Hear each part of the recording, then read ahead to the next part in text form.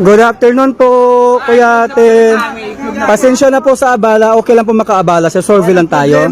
Kuya, tanong ko lang po, sa darating na halalan, sino napusuan niyo po sa tatlo? Isko Moreno, San Bersosa, Hani Lacuna. Siyempre si Isko Moreno tayo. Bakit po si Isko? Bilang namumuno sa pamayanan at sa lungsod ng Maynila, walang iniwan na bakas si Mayor Isko Moreno Dimagoso kasi magandang kanyang ginawa rito sa Maynila. Bakit natin tinatangkilit? Kasi nga, sa mulat sa pool hanggang ngayon, hindi tayo pinabayaan mula nung karoon ng epidemya. Sino ba gumawa ng paraan para hindi magutom ang taong bayan? Diba si Isko Moreno? Lahat ng senador tumulong ba?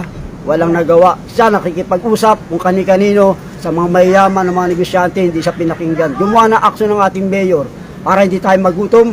Kahit na ibenta niya isang lang mga ano dyan, ari-arian ng gobyerno. Basta importante, huwag magutom ang taong bayan. Yun ang kanyang ginawa. Pinatunayan niya na mahal niya ang mga Pilipino na naghihirap at nagdudusa at walang gamot, diba? Number 1, ang unang-una dyan, gamot. Kasi kailangan ng tao yun. Diba? Gumawa ng paraan pa rin sa ating mayor. Umutang dito, umutang doon. Okay lang umutang yun. Basta importante, nakikita, yung inuutang, ibinibigay sa taong bayan. Hindi niya sinosolo. Pinamamahagi niya, kinakalat para mapakinabangan para sa tao. Kaya niya ibinibigay yun. Bakit pinababalik si Isko sa Maynila? Dahil may ginawang maganda at bakas na ginawa niya mula sa pulang sa ngayon. Kaya gusto siya ng tao. Bakit siya gusto ng tao? Kasi nga, may ginawa siyang maganda na hindi makakalimutan at hindi kayang bayaran ang kanyang ginawa paglilingkod dito sa atin, sa Maynila, sa lungsod ng Maynila. Kinalabutan po ako sa mga sinasabi. Nilinis ang Divisoria. Sino naglinis niyan? Unang-una, numero 1, ang ating mayor, Isko Moreno. Yung iba ba nagawa yan? Wala. Pinabayaan, ano ginawa? Dinungisan. Kung ano-ano nilagay na, kung ano-ano dyan. O ngayon, mula nung siya tumakbo mo po, nilinis ang Divisoria, pati ang City Hall. Dati, dunudungisan na kung ano-ano, tinatambayan ng mga kung ano-ano dyan, nag-rugby, nagsosolve, nawala yan. Pinahuli sa DSWD, dinala ng DSWD yan, para hindi pangit tignan. Luminis, sinarangan, pinaganda, nilagyan ng fountain. O diba, ang ganda na ngayon, napapasyalan na. Dati hindi mapasyalan, natatakot, madilim, kasi walang liwanag. Paano papasyalan? Paano tayo dadayuin ng mga turista rito? Kasi nga nakakatakot, maraming mga singgano nagkalat dyan, mga kung ano-ano, hold up dito, hold up doon. Eh nung umupo siya, nasa ng mga hold upper na wala na. Maganda at di na nangangamba ang mga taong bayan sa ginawa niya. Kaya walang makakagawa niya kundi si Isko Moreno lang. Bakit pinababalik? Kasi may iniwang alaala. Dahil mahal siya ng mga tao sa Tondo. Saan dito sa Pandaan. Yan po masasabi. Kuya, kinalabutan po talaga ako, grabe. Isko tayo. Salamat po, Kuya. Saka anak din ako ng Tondo, taga Herbosa rin ako. Okay po. Napunta ako ng Pandaan kasi ang asawa ko taga rito rin. Wow. Pero pamilya Flores po kami, marami sa Tondo, Hapilan, nandun ang mga pamilya ko. Upo kami sa Tondo, Isko Moreno. Solid Isko Moreno. Oo kilala ko si Isko, kababata ko rin yan Okay po. Lakandula yan Wagas, doon nakatira yan. Opo. Dating mahirap, maseso. Ibig sabihin, hindi nakakalimot. Kung ano pinanggalingan niya, yun din ang ginawa niya para umunlad daw tao. Kasi nanggali sa hirap yan. Yan po ang Isko Moreno. Naramdaman ko po yun. Kaya hindi natin makakalimutan yan. Manalo matalo, ganun pa rin tayo, Isko. Wow, thank you po, Kuya. Pwede pong pag-uwit na lang po sa tapat ng pangalan ni Isko Moreno. Doon tayo. Ilang kayo? Nay. Isa lang pong buwit. Opo, o isa lang. 10. Okay. Maraming salamat, Kuya. God bless you po. Good afternoon. Pwede po makaabala? Kahit isang minuto lang. Survey lang tayo. Sa darating po na halalan, sinong napusuan niyo po sa tatlo? Isko Moreno, San Bersosa, Hani Lacuna. Yorme. Bakit po si Yorme? Pinaka-the best siyang mayor. Marami yan natulungan, lalo-lalo na ng pandemic. Kahit hindi ba pandemic, isang lapit mo lang dyan, hindi ka talaga tatanggihan. Actual yan tumutulong sa tao, lalo pa nangangailangan. Kami dito lahat natulungan niya, hindi kami naghirap ng pandemic. Ay, grabe. Darating yung mga namin, eto na naman, punong-puno na yung namin, talagang busog kami sa kanya. Pinakamagaling na mayor yan sa lahat. Siya ang talagang pipiliin namin dahil mabait, masipag, mahusay, at matulungin, lalo-lalo na sa aming mga senior. Siya ang nagbigay sa amin siya ang talaga ng senior, na payout. Siya naman talaga una nagbigay ng payout na yan kaya mahal naman yan si Yorme. Talagang napaka-the best na mayor yan. Hindi namin yan mababayaan. Talagang gustong-gusto na namin siyang bumalik ngayon para maging malinis ulit ang Maynila. Kasi naging dugyot, di ba? So gusto namin bumalik yung kalinisan ng Maynila. Isa pa, sa ibang bansa, nung siya nakaupo, pinupuri siya ha. Nagkaroon siya ng maraming award kasi ang linis-linis ng Maynila. The best mayor yan talaga. Inaabot siya ng madaling araw, nagbabantay siya dito sa aming Maynila. Talagang andun siya sa City Hall. Doon na siya halos natutulog, hindi na umuwi.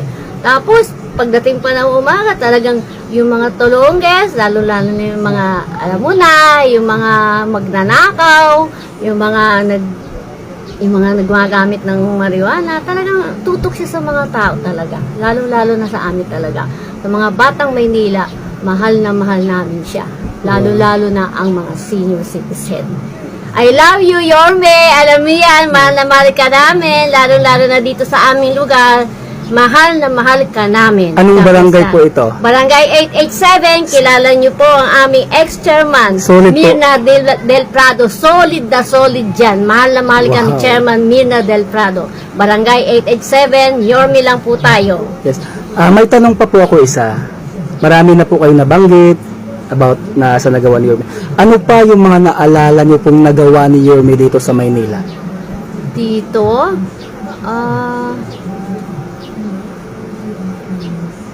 ang naano ko sa kanya, nilinis niya ang Divisoria. Tinanggal niya lahat ng mga kalat doon. Naging maayos ang mga pagpasok ng sasakyan. At number 1, pabahay at eskwelahan. Napakagaling niya. Ospital, lalo-lalo ospital namin dito sa Santa Ana, inayos niya, nakumpleto lahat yan. Ang ganda ng ospital namin, ospital ng Maynila, pinaayos niya yan. Pinakamaganda sa kanya yung mga ginawa niyang mga eskwelahan, tapos yung mga pabahay. The best talaga si Yorme. Opo. Maraming salamat. Pwede pong pag-uwit sa tapat ng pangalan ni Isko Moreno Dumagoso. Ito po yung ballpen natin.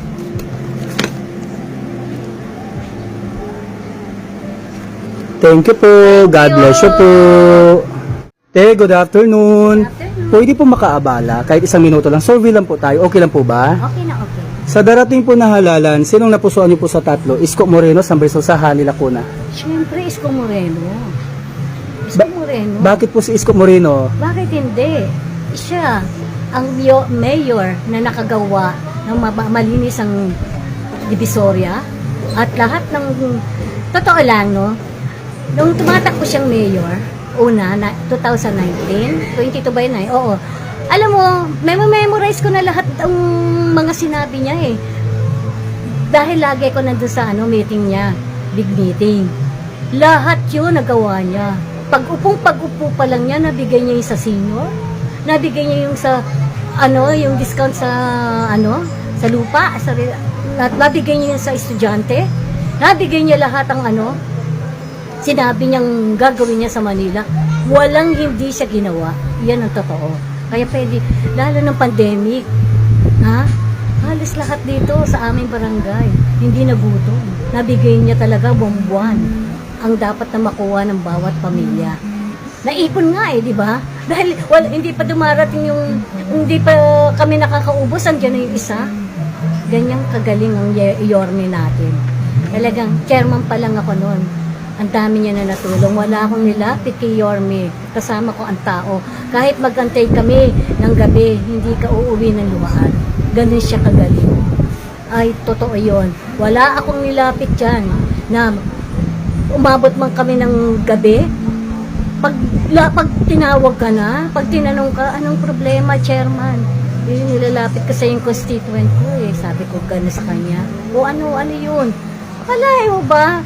Tatanungin niya lang, may pang may pang Jollibee pa, may pang merienda pa, gano'n, kabait. Paano mo iiwanan isang Isko Moreno? Hindi. Kaya yung paninira nila, no affect yan sa amin. Wa-affect yan. Hindi namin paniniwalaan dahil bulag lang yung mga tao dito sa Manila. Kung di nila nakita kung ano ang ginawa ni Yorme, wag na nilang yung utang. Yung utang na yan, wala yan. Bakit? Nung umupo ba mayor si Isko Moreno? Tinanong niya ba, inanong niya ba si Erap? Sinabi niya ba na, ay, ang laking iniwan utang ni Isko? ni Erap, wala siyang ginawang ganun. Umumpo siya, pinagpatuloy niya talaga. Siya lang ang mayor na nakagawang malinis ang Divisoria. Ilang mayor ang naabutan ko. Magmula kay Mayor Lin, magmula kay Erap, magmula kay Lito Atienza, pero si Lito Atienza okay ding mayor. Oo, totoo yun. Pero si Yorme, yung tatlong yung hindi nagawang linisin ng Divisoria, siya lang. Siya pagbalik niya, Yorme, ayusin mo uli yun. We love you, Yorme. Maraming salamat, ha. Pwede pong pag-uwit sa tapat ng pangalan ni Isko Moreno Dumagoso. Guwit lang po kayo. Ay, ang dami niya na. Opo. Thank you po. God bless you po. Lahat kami dito, Yorme. Tayo. Sir, good morning. Pasensya na po sa abala. Okay lang po ba makaabala po ako sa inyo? Survey lang tayo. Ano po ba ate? Sa darating po na halalan, sino pong napusuan nyo po sa tatlo? Isko Moreno, Sambersol, Sahani, Lacuna. Isko Moreno. Yorme, Isko Moreno, Dumagoso at Chi Atienza. Yan ang aming boboto. Bakit po si Isko Moreno Dumagoso, sir? Yes. Number 1 po sa amin yan. Opo. Dito sa barangay namin, kami po, pamilya ko, mga kapitbahay ko, solid Yorme po kami. In fact nga, meron po nga kaming grupo dito, ang pangalan po namin dito ay Friends of Yorme's Choice. Kaibigan po namin ang Veterans Cup of Yorme's Choice po. Yes po, ano po ba kung gusto niyo po ko itanong? Ano po yung mga naalala nyo pong nagawa ni Yorme dito sa Maynila? Marami po, especially nung pandemya, walang nagutom sa siyudad ng Maynila. Lahat ginawa po niya bilang ama ng Maynila. Nakikita naman natin yung mga gusaling, mga pinatayo niya. Lahat po ng naging achievements niya in just 3 years na isang term pa lang niya. What more kung ang termino niya mas mahaba, mas marami pa siyang magagawa. Yun po ang limit ng kaalaman ng mga iba. Nadadala lang sa ayuda, nakikita kung anong meron ngayon. Pero hindi nila alam po yung mga nagawa. Base na lang po natin dun sa performance na lang ng tao. Marami po nagawa si Yorme. Saksi po kami yan. Opo. Lalo na nung pandemya talagang hirap. Buong mundo. Pero si Yorme, nandyan yan. Tatlong buwan nasa loob ng City Hall, hindi umuwi yan. Nagka-COVID pa nga yan. Pero inuwis niya ang buwan niya para sa lungsod ng Maynila, para sa Manileño, para sa atin lahat. Para kay Lolo, kay Lola, kay Ate, kay Kuya. Yan ang katangian ni Yorme sa puso niya. He's a visionary. Alam niya yung mga ginagawa niya. Marami siyang plano para sa Maynila. Maniwala kayo. Let's help each other and make Manila great again. Yes. Yorme's choice po tayong lahat. Yes po. Good morning po. Good morning. Mabuhay po. Sir, may tanong pa ako ulit. Anong mensahe mo kay Yorme? Yorme, kahit ano pong mangyari, alam niyo naman po, kami mga Friends of Yorme's Choice, ang Veterans Cup ng Yorme's Choice ay nasa likod po kami. Whatever happens po, solid po kami. And don't worry, with God's help and permission, you will be the greatest mayor ever for the city of Manila. Amen. Amen. Sir, pwede pong pag-uwit na lang po sa tapat ng pangalan ni Isko Moreno Dumagoso. Yeah. Sir, thank you po. God bless you po. God bless.